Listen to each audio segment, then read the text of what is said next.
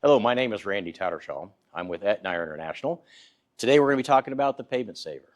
The Pavement Saver is a dual-purpose machine for asphalt preservation. It applies an aggregate-loaded seal coat. It's a little bit different animal than anything else you'll see in the industry. There are machines that look similar, but the speed of production, the things capable of, really set it apart from our other products. The Pavement Saver that we're looking at today, this is a 400-gallon machine. It's driven by a 49 horsepower turbocharged Kubota engine.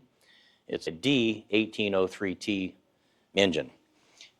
The propel system is a Danfoss closed loop hydrostat. There are 3 motors driving that are all in parallel.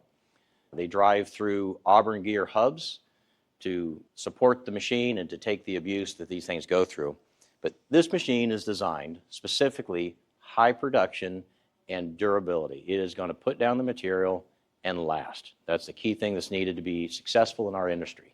Today we're going to talk about all the details that make this thing shine.